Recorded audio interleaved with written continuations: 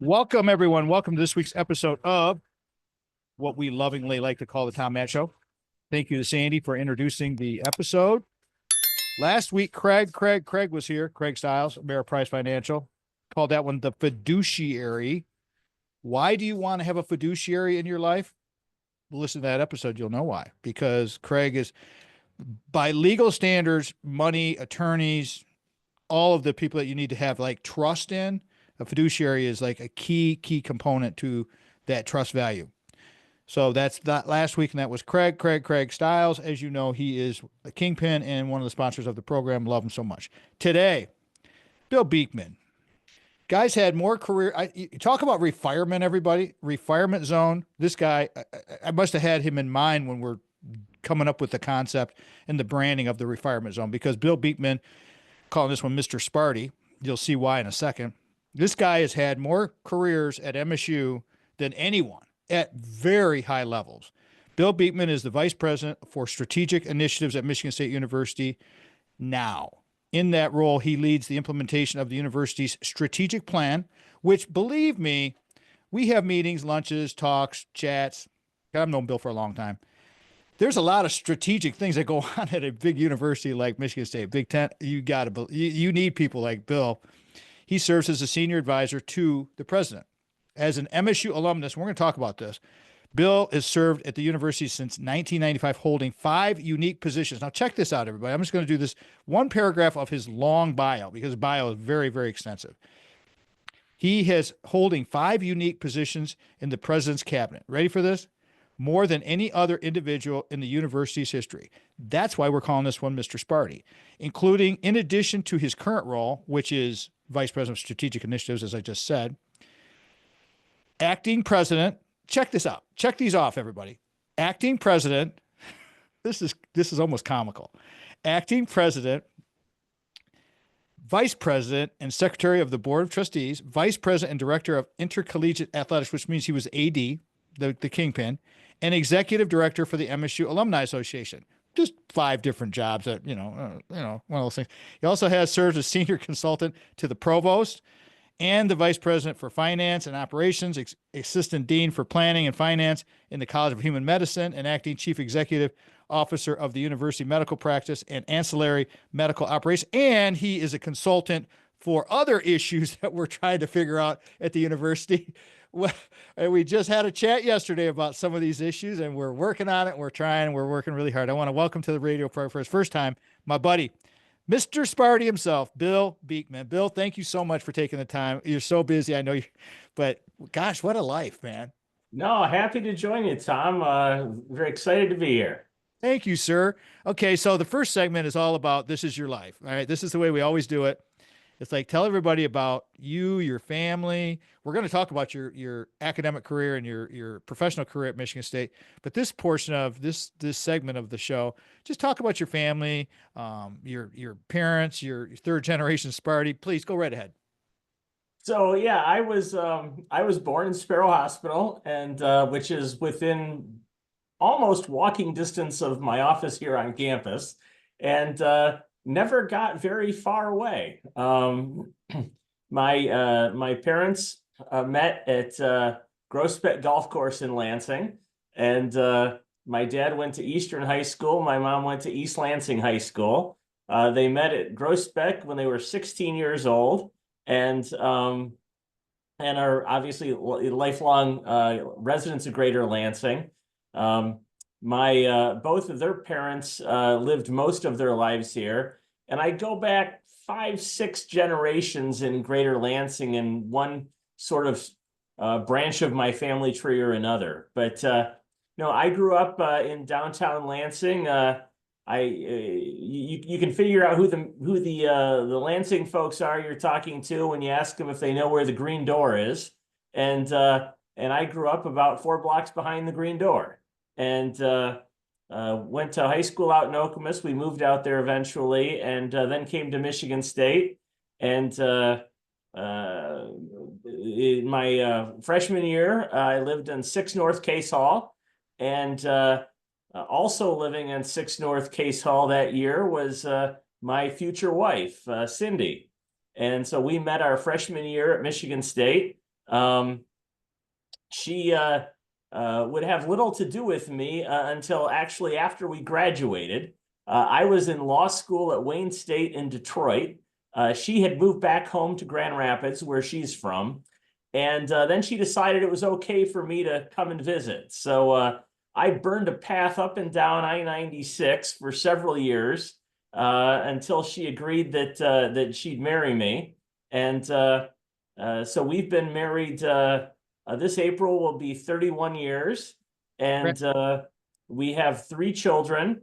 Our oldest child, Katie, is a PhD student at Vanderbilt, and our middle child, Nick, an MSU alum of the College of Social Science in James Madison College, and he is a IT consultant guy in Chicago. And then our youngest is a sophomore at Michigan State, also in the College of Social Science and the College of Natural Science. And he's loving his MSU experience. And yeah, so we've got 3 kids, all of whom are passionate MSU supporters, and that makes for a happy household. My wife is our sort of cheerleader in chief. She's the probably the biggest sports fan of the 5 of us, and yeah, so it's been a great place in the greater Lansing community to call home, to raise a family, and all in the shadow of the university. What's your youngest son's name, Bill? Will. Bill? Okay. Will. Oh, Will. Okay, got it. All right. Yep. Thank you. Thank you for that one. So again, so the generational links continue. So you started when I came to your office recently, you showed me a picture of, I believe it was your grandfather at the Yes. Quonset huts. Could you tell that quick story, please? We got a couple minutes to go before, just to set the kind of the temperature of how deep your roots go. I mean, 5 to 6 generations in Lansing, but your grandfather. Yeah. So my grandfather is a really interesting guy. My dad's dad. His name was Marvin Beekman, and he grew up with a stutter, and he became a school teacher. I graduated from Western Michigan, and I became an elementary school teacher, which was quite rare at the time. And because he was a male elementary school teacher, he got sort of what you might have classified as all the problem kids back in the in the 40s in that era. And so he became one of the state's first special education teachers. And as he grew in his career, he did a lot of research on special education. And at one point, he got a federal grant to determine whether people stutter, whether a stutter goes away when you're doing things like filming a TV show. And so they created a TV show. He was a woodworker. And so it was an early version of kind of like you see on HGTV or those kinds of things. And it was called The Handyman After 5. And he explained how to fix things around your house and tile your bathroom and all those kinds of things. And I have this great picture that was gifted to me by the team at WKAR that shows my grandfather sort of holding some pieces of wood together on the set with old WKAR cameras from the probably the mid to late 50s. And it was filmed in a Quonset hut, which was the original WKAR studio, and the location that's currently the Breslin Center. And there were many Quonset huts there that held returning GIs from the after World War II, but also it housed WKAR, the police department, several other things. So yeah, it's a really cool picture. Hold that thought, because this is where we're going, everybody. Bill Beekman, Mr. Sparty, is our guest today. This is the kind of stuff we're going to do. We're going to have stories galore about historical perspective, current perspective. You know, we do positive for the university because there's plenty of people out there that love to bag on the university and put negative out there. And we don't do that here because there's too much good that doesn't get enough good pub. And we've got one today. Mr. Bill Beekman, my buddy, Mr. Sparty. This is the Tom Show. Welcome back, everybody. Welcome back. This week's episode Calling this one Mr. Sparty with my pal Bill Beekman. Known Bill for a long time. Used to see him at the gym all the time. He's a treadmill guy getting on that thing. Real quiet, just doing his thing. That's the kind of people I like at the gym. They just kind of come in, they do their thing. They don't bother people. They just do it, and they're very consistent. This segment of the Tom Matt Show is sponsored by Craig, last week's guest. Talked about the fiduciary. It was the name of last week's episode. Craig Stiles, full disclosure, is our Ameriprise financial advisor. He has every penny of our retirement zone savings from the university and from McLaren Health. He handles all of that through Ameriprise Financial because he's the creator of Decideri Analytics, his proprietary algorithm that puts him over the top where we are making light of weighted decisions. That is his tagline. Decideri is a great program. And if you want more information on that, you can go listen to some of the podcasts with Craig because we talk about it all the time because it's what makes him different. With the right financial advisor, life can be brilliant. Call Craig, 1-800-528-1355. Local number is 517-483-4893. His email is craig.stiles@ampf.com. His offices are located at 2651 Coolidge Road, Suite 103, East Lansing, Michigan, 48823. Don't let the East Lansing address shy anybody away, scare anybody away. Oh, he's too far. You're listening to the podcast and you're in Texas or Florida or California or wherever. Ameriprise is a huge company and they're all over the place. So if you want a financial advisor to be vetted, Craig would do that for you. No problem. You reach out to me, reach out to him, however you want to do it. Stations that have carried us do carry us. Of course, we're on the Michigan Talk Network. You know, they're the flagship of the Midwest, WJIM being the flagship station of that syndication. 1240 AM in Lansing, carrying us all the time and weekends all over the place. WGHN 92.1 in Grand Haven. Thanks to Will Team and Wendy Hart for putting us on. That's the first station to ever carry us on broadcast radio many years ago. And I'm so proud to continue to say that we love them so much because Will Teeman's the best, and so is Wendy. WJRW 1340 in Grand Rapids carried us for many, many years. WKLQ 1490 Muskegon, part of the Michigan Talk Network. WYPV as well as part of the Michigan Talk Network, FM 94.5 in Mackinac City. And of course, our PBS affiliate at Michigan State University, of course, Big Green Machine of AM 870, WKAR News Talk, and of course, simulcast at 5 o'clock on Sundays on 102.3 FM, or you can get the stream there. And again, thank you to Stephen Ivy Gruber for putting us on the Michigan Talk Network and having the faith in us. Today, Mr. Sparty's here, Bill Beekman, my buddy. Bill is a JD and an MBA, and he's just a smart dude. Been around, got 5-6 different key positions at the university. Let's just start at the beginning. You just talked about your parents' meeting at Groesbeck. This guy has got more roots in Lansing and East Lansing than anybody else. So you start you go to Okemos High School, and you're starting out there at Michigan State. You meet your wife. She finally gives you the privilege of marrying her many years later after you burned up some mileage going back and forth from law school. But what has changed now, Bill, as an undergrad? Let's start with an undergrad, and then we'll just move into your jobs. But what has changed in your perspective as an administrator at the institution at a very high level? What would you like the parents to know so they can navigate this very complex situation that's out there with higher education? Please give us some of your input. Yeah, I think that the university has changed. It's changed a lot since I graduated in 1989, and it's just, yeah. I'm always, as a person who spends every day on campus, things come and go, and buildings come, and we maybe occasionally take a building down. We build programs, develop colleges, and kind of in the way that. If you see somebody every day, you see your child every day, you don't notice kind of how they grow, but you see somebody else's kid after a year and you're like, oh my goodness, how much they've grown.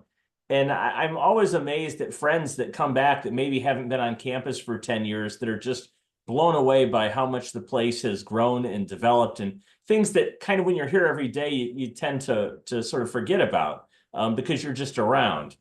But certainly since I was a student, the place has really exploded. In terms of offerings and programs, I think the sophistication of what it means to come to higher ed institution I think the value of an MSU degree continues to rise every year, and and really we're an extraordinarily comprehensive place. And I think the beauty of Michigan State is that there are few things we don't offer. We don't have an architecture school, for example. There are a handful of things that we just don't do, but by golly, just about anything you're interested in, you can find at MSU. And I think, I was just earlier today, meeting with a couple of deans, and one of the things we were discussing was collaboration across colleges. And at MSU, the barriers, the walls, the silos are really very, very low. And students that want to double major or take classes across colleges, it's very easy to do. Our faculty, we recruited two highly regarded faculty about 7 years ago, one from Harvard, one from Stanford, both biomedical researchers. And they came to MSU from probably two of the most prestigious places on the planet for biomedical research. But they came here because they saw opportunities to collaborate with others in a place where there were very few barriers. So when you're doing biomedical research and you can walk into the engineering building and talk to engineers about how things work, you can go over to a place like James Madison or the College of Social Science and talk about the policy implications of expanding a new drug into a new set of classifications for treatment, and what are the policy implications, the legal implications, the liability issues, all of those kinds of things that social scientists and political scientists think about. And those barriers really are very seamless here at MSU. So academic programs, students can study all kinds of different things with different perspectives. And what's equally important is that the faculty can do research across those boundaries.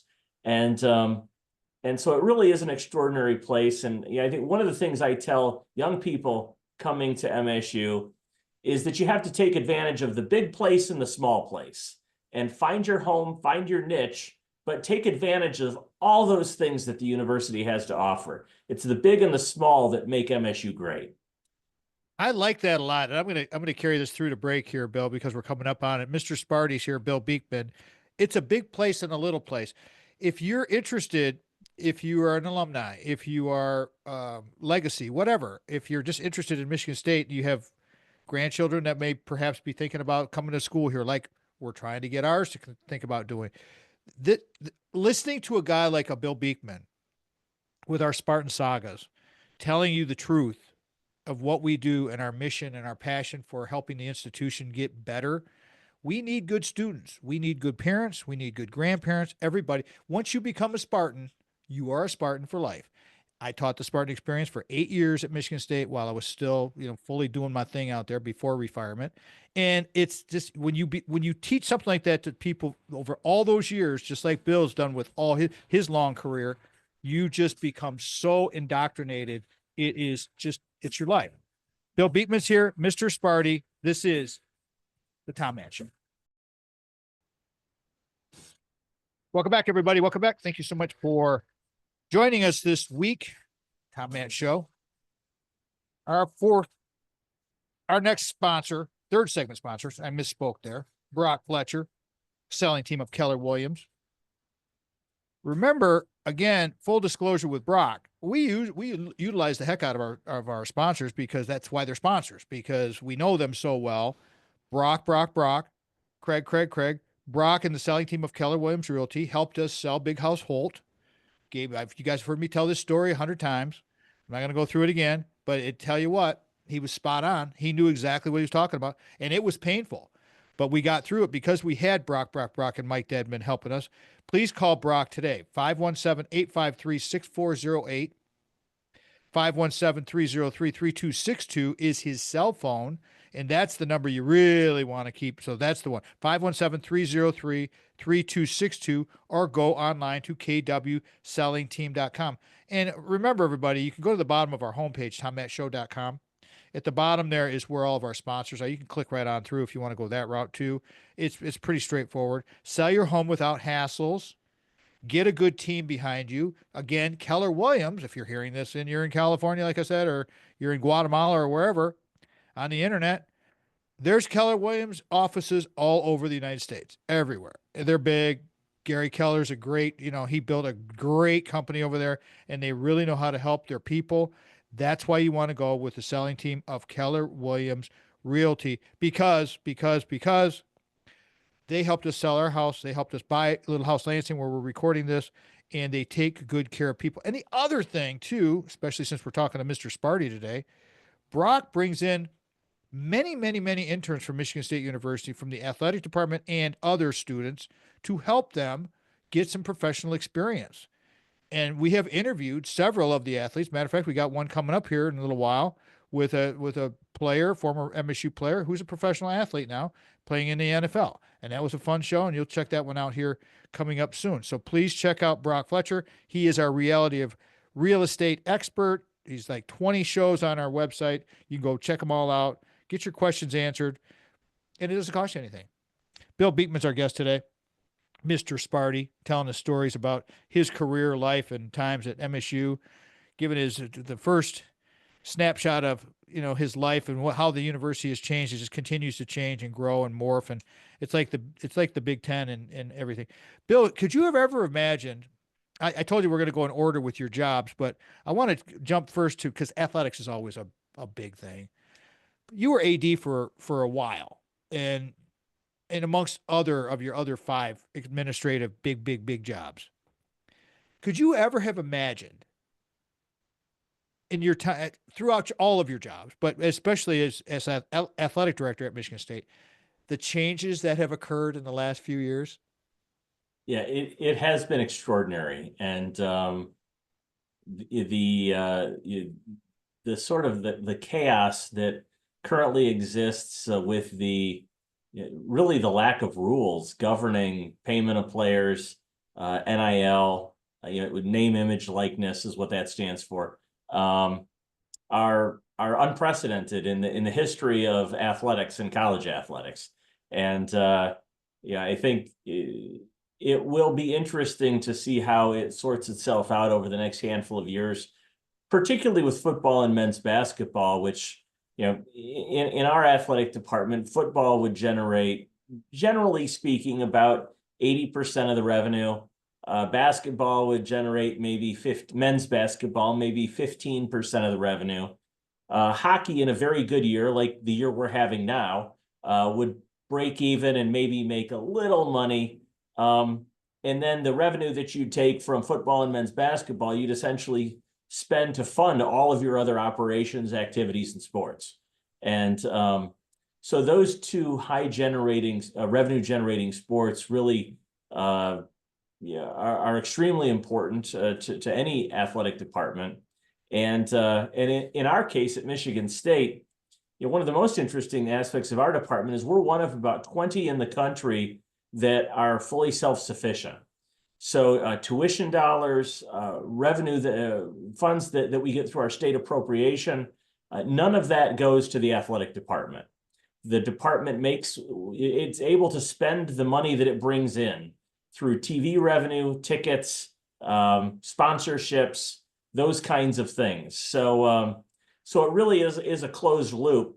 And I've always liked that aspect of athletics because it keeps the tuition going to our educational mission, our state appropriation going to our educational mission, and athletics funds itself. But that does make it's a business, and it's increasingly a challenging environment as the numbers that we're paying players and coaches continue to go up and up and up. Can they sustain this, Bill? I mean, it's a matter of it's well documented that the athletic department has run a small deficit the last couple of years, and now they have all this NIL stuff and they're paying players. And I mean, you got to be so creative with some of the revenue generation stuff. It's just insane. I mean, when you say chaos, I say, yeah, I agree with you. I mean, what are they going to, how do you manage a business like this?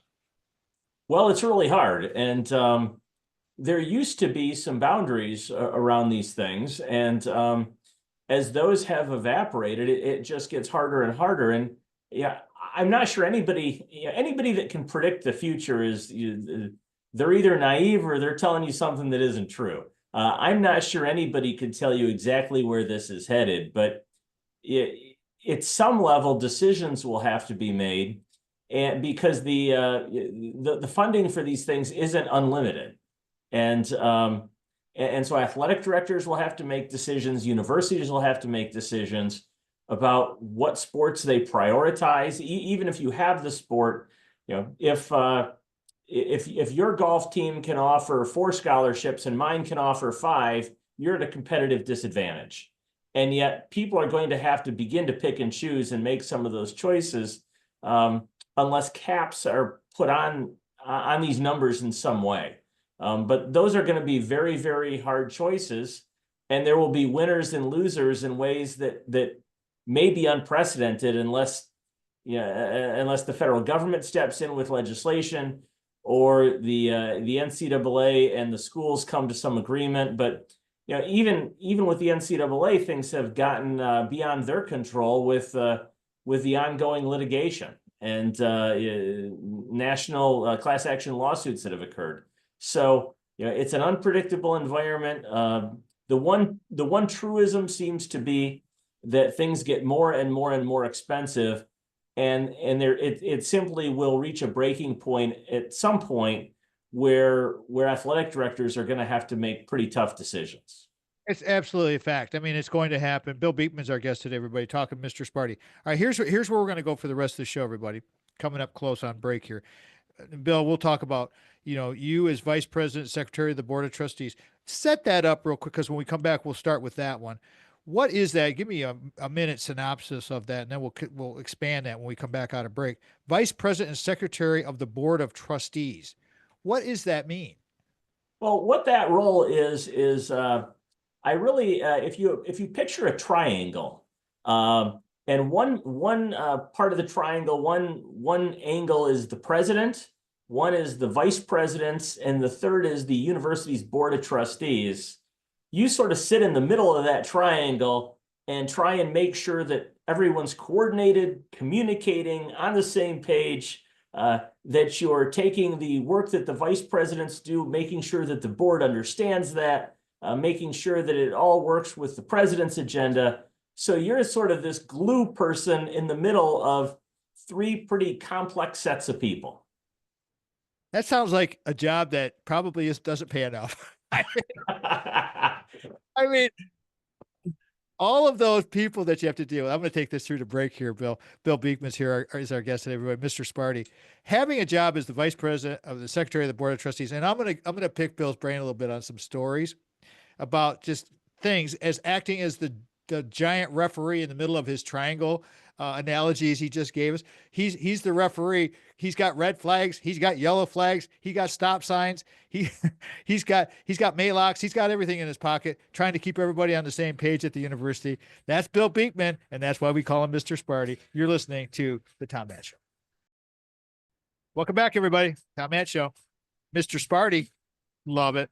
Love talking the big green machine because I love Michigan State so much. I mean, it's just like, even when you refire from the university, as I say, and I did not, like one person asked me at a local store one time, you got fired? I'm like, no, I did not get fired. I am refired. I am retired. I am still doing whatever I'm going to do. I like being a free agent. I might pick up some extra side work here and there because you never really leave the university. I mean, I'm out there almost every day doing something. So Mr. Sparty's here, Bill Beekman. Bill, how would you like people to connect with you? What phone numbers, emails, whatever you like?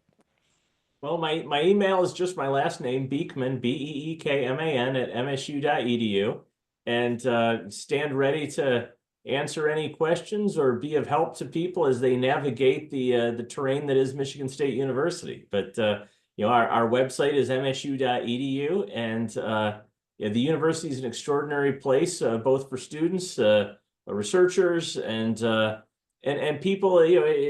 Are many offerings to the community, whether it's things people are familiar with, like the Wharton Center, or our athletic programs, But the planetarium runs programs on a weekly basis that are really quite spectacular. So there are so many avenues within which to encounter the university and experience the university.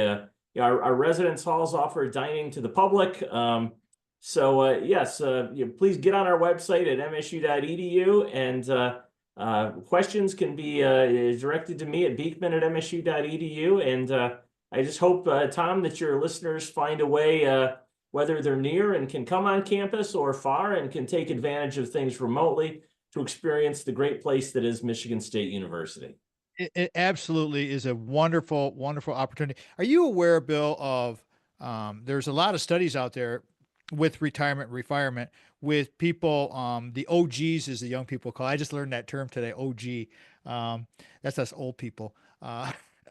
No offense to us. I mean, it was totally fine. But with the older generations, boomers and maybe some older Gen Xers, moving closer to universities because of everything you just said, let's kind of pitch that, because I know Venny Gore and I are very close friends, as you are as well, and we've talked about this concept, and he has talked about this concept, and it's just living in the Lansing, mid-Michigan area, being close to Michigan State University is a wonderful, wonderful place, because of the cost of living isn't bad.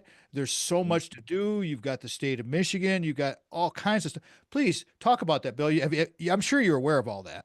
No, Tom, you're absolutely right. And it's one of the reasons that I've enjoyed working at the university and stay at the university. Uh, you know, the opportunity to interact with young people, with our students.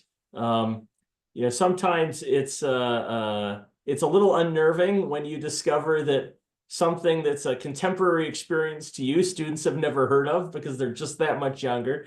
But it's also great fun, getting their perspective on the world, how they see things, how things have evolved. And no, from my perspective, it keeps you young and engaged and interested in the world. And it's an opportunity to interact with young people. Also, the university is a learning environment. And so, most people are here to be learners of one sort or another. Our faculty are doing research that makes them learners every day. And so, there's a real emphasis and priority on learning and growth. And it is a spectacular environment to live in. When you count in all of the classes, you could take non-credit classes, all of the athletic events. There's so many free events. There's music. There's all kinds of entertainment at the university. Just walking the campus itself, looking at all the grounds. If you haven't walked our campus, everybody, you don't know what you're missing out on. We have the most, Bill, back me up on this one. Our grounds, especially on North Campus, are, and you've been around the whole country. How, would you put us in the top 5 of all universities in this country as far as the grounds? Oh, absolutely. Yeah. North Campus has that historic old feel that you would think of as a traditional sort of old college, with many of the buildings from the from the university's near the university's founding 1850, 1870, in that era. But you can cross the river and go to the children's garden. There's a beautiful rose garden that's not too far from there. The botanical gardens.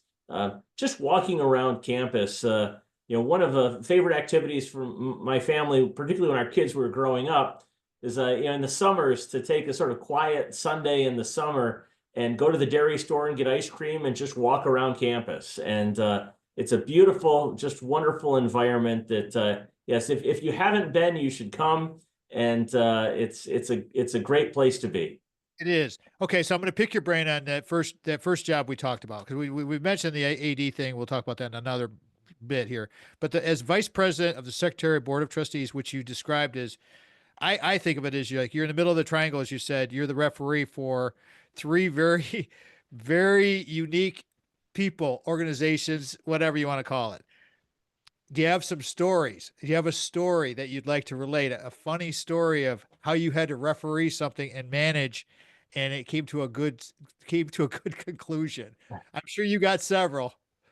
Oh, gal, yeah, there's so many examples, but I would say that it's the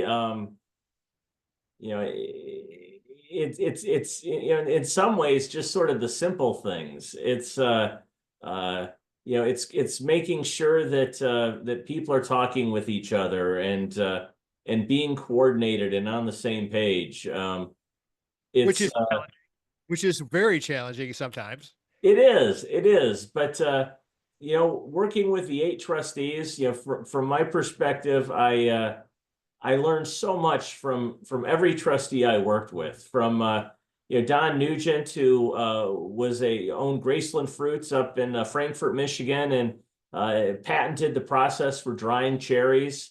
Faylene Owen, who is an extraordinary Democratic fundraiser, was I met Governor Blanchard through Faylene and became friends with him, and she was close to the Clintons, and Joel Ferguson, one of my great mentors, just a brilliant man, and an extraordinary person who, I would go over to Joel's office for whatever issue, and people would come in and ask him for help in one way or another, and he'd have a big wad of money in his pocket, and he'd pull it out, and somebody need a new pair of work boots or a little help with their rent, and I used to joke with Joel that he was a one-man social service agency. But each person in their own way was just fascinating to work for. And I guess if I had one really funny story, one of my responsibilities in that role was helping pick commencement speakers.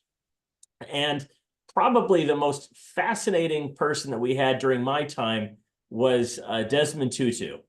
And so there was a little bit of controversy over Reverend Tutu coming to speak, and some students were upset about it. And I won't really get into that in too much detail in the weeds, but we scheduled an event at Cole's house, at the president's house, where we invited about 40 students to come and hear him give a brief presentation, and they could ask him anything they wanted. And so at the end of his presentation, he opened it up for questions. And one student asked Reverend Desmond Tutu if he could share something that they couldn't find out about him by researching the internet or any place, something unique about him that most nobody would know. Well, Desmond Tutu sort of turned his back to the group, pulled up his pant leg, and turned his shoulder and said, "I've got really sexy legs." And the place just erupted in laughter, and you're thinking, did I just hear Desmond Tutu actually say that? And it showed his humanity and his sense of humor and who he was as a person, and it was absolutely delightful. See, of course, you guys know, you've listened to the radio show. We've been doing this 14 seasons now. Everything is unscripted with this show. I mean, Bill has no idea. I mean, we have a couple of little things we might talk about. He had no idea where we're going with it.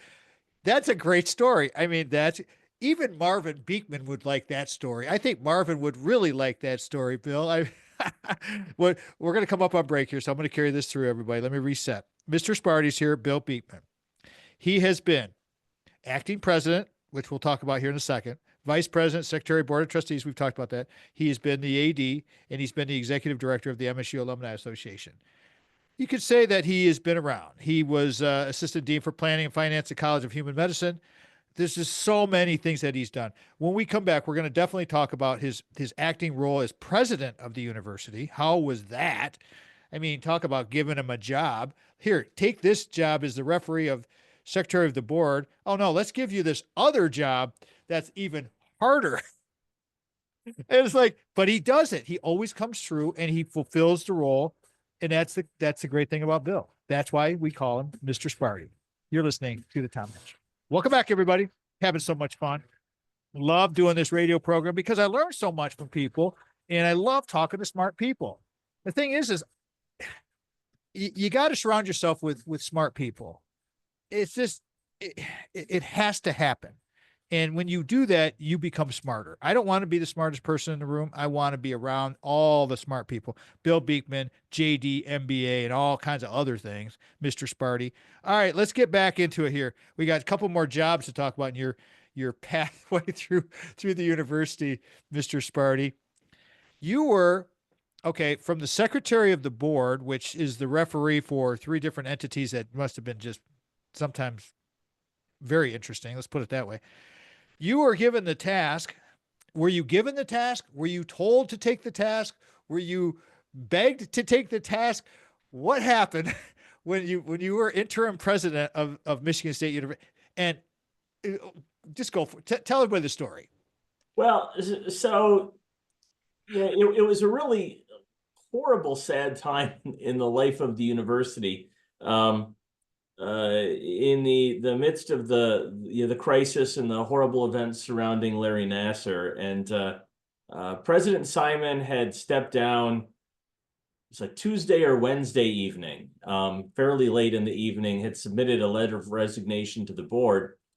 And so the next day, a number of board members and I were in the conference room, and the board was discussing, well, yeah, the president has resigned. And they were really of a mindset that they wanted to hire an external acting president, but they didn't know how long that would take, and they needed somebody to sort of fill in the gap.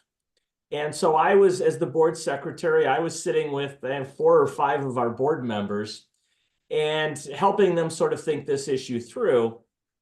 And at one point, as they were debating the strengths and weaknesses of various people, Mitch Lyons, who was on the board at that time, said, well, Bill's our guy. Why don't we just have him do it? And I sort of probably had a deer in the headlights look about me at that moment. And the other board members that were in the room said, oh, yeah, that works. That makes sense. And so then they all looked at me, and I said, well, okay. I sort of, my mantra is whatever the university asks of me, I'll do my best to do. And so they called a board meeting, and the next day I was voted in as the acting president. It was a fascinating meeting because we had a number of protesters. One guy hopped up onto the top of the table and sat sort of cross-legged on the top of the board table for a couple minutes until he decided to leave. And it was just that kind of a jumbled, crazy time. So after the meeting, and I ended up being acting president for 10 days until the board had negotiated a contract and selected former Governor Engler to come in and be the acting president. So it was a short period. My claim to fame during that time is that the basketball team was 3-0. So I may be the only president who was undefeated in basketball for my brief tenure. But after that first meeting of the board, when I was appointed, it's just a very stressful, exhausting day. So our provost at the time was June Hewitt, and our VP for administrative affairs was Satish Udpa, 2 very close friends of mine. And so June, Satish, Bob Noto, our general counsel, and I all decided that we were going to go out for lunch. And we went to my favorite lunch destination, which is Crunchies. And so we're sitting there at Crunchies having our burgers and sort of lamenting the craziness of the times. And as we turned to look at the TV, they had ESPN on. On ESPN, they had a live video footage of our board meeting with this guy jumping on top of the table and me at the end of the table as the acting president. And we all looked at each other and burst out laughing because who'd have thought any of us would be on ESPN ever? And for that, and it was a crazy time. It was a tumultuous time, very hard time for the university. I was glad that I could hopefully play a small role in the healing of the institution. But and Tom, as you well know, Luana was and remains an extraordinary mentor to me, and so very, very sad from my perspective to have her resign. But I was glad to do my small piece for the place, and glad to have tried to help it heal and mend and continue as the extraordinary place that it is. You were the perfect segue, I guess you could say, the segue between, because my feelings for Luann Simon and Roy Simon, and that's very well known. And I'll say right now that Luann Simon was probably one of the best presidents that Michigan State ever had, ever. And I'm always going to effort to get her on the radio program, which they're very, very good friends. And that's all I'm going to say right there, because it's just, I'm just glad that you were around to help. And I'm glad that you brought her name up, because I want to say that we love her very much and she's awesome and Roy's awesome. And if I don't stop talking about this stuff, I'll probably get emotional here. So we'll move on, because I want to say you had this gig for 10 days and then the AD job. So what was the timeline between those two? Because it's like, hey, secretary of the board, referee. Oh, by the way, you're going to go do this presidency. Oh, by the way, it's like, man, wearing different hats. What was that timeline for that? Well, so I didn't know John Engler particularly well. I had worked at the state senate as a student when he was the majority leader, but we didn't know each other well. And so when John was appointed president, I immediately sat down with him, helped him through some things, sort of get to know the lay of the land, who's who, what's what. So that he was to take over on a Monday morning. And so the Sunday before that Monday, he called and said, "Hey, can you come over to the president's house this afternoon? I'd like to meet." And so I, of course, agreed. And so went over, and we were at Cole's house, and it was John Truscott, his trusted PR assistant, who was actually a high school friend of mine, and Carol Viventi. And the four of us were around a table, and I had prepared a list of people for John to consider as athletic director, and the strengths and weaknesses and what my recommendation would be. And John said, "Hey, I read your materials. They were really, really helpful, but I'd like to go in another direction." And I said, "Oh, well, okay, what's that?" And he said, "Well, would you be willing to do it?" Now, Tom, I have to tell you that if I'd have made a list of 100 or 200 people, I wouldn't have still made that list. I ran cross country in high school. I follow athletics as a fan, but it was not something that I aspired to. But yeah, again, when John said that, I said, "Well, if that's how you think I can be of most value to the university, I'm happy to do it." And yeah, and athletics is a very unique beast, as we've discussed a little bit. On the one hand, on the other hand, it is it's running a business within the university, and so there are elements common to my time running the medical practice, for example. And there are uniquenesses, and then there are many similarities. So I told John I would do it, and he said, well, don't tell anybody." And so when I had become acting president, I had taken my children out to dinner the night before and said, "Hey, kids, beware, this is what's up, just so you know."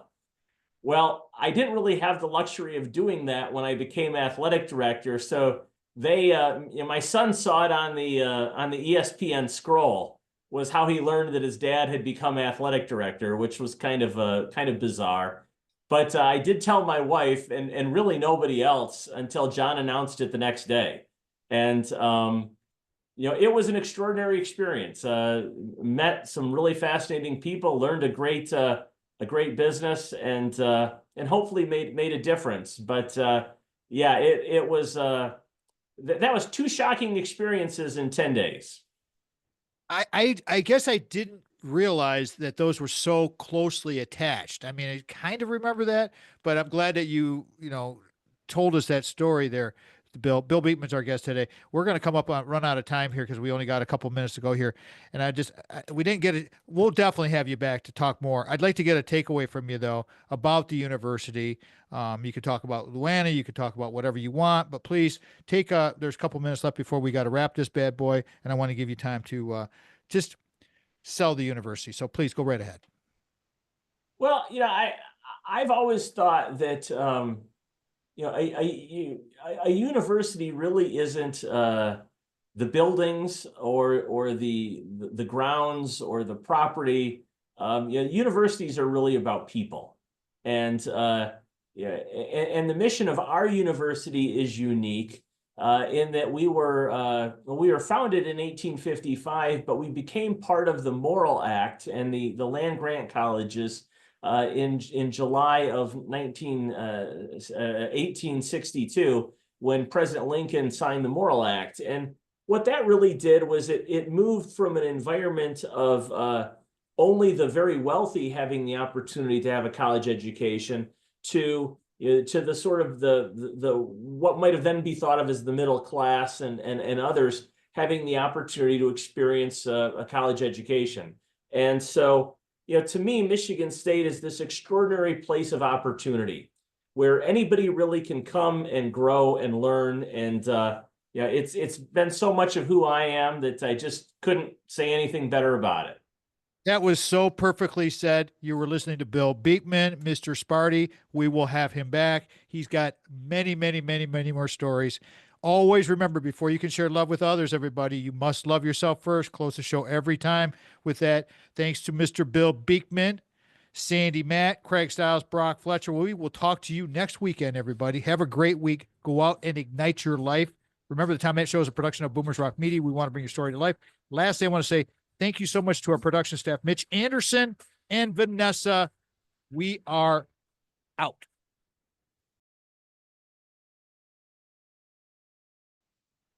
Bill Beekman's the bomb. Guy's awesome. He's so helpful. He's so giving. I mean, he gets handed all these assignments and he just takes them on. He just takes them on. And I love the guy. He's just a quality human being. And you know what? He's a supporter of Luana Simon, who, again, we adore. And so that's that. I'm Papa Tom Matt Show. Thank you so much for joining, subscribing, doing all those good things. If you want to go see some fun shorts, go to our YouTube channel, Tom Matt Show. Go to our website, tommattshow.com. It's all right there. It's all so easy. And I appreciate all of you very, very much. Until next time, peace out, everybody. Love y'all. Have a great day.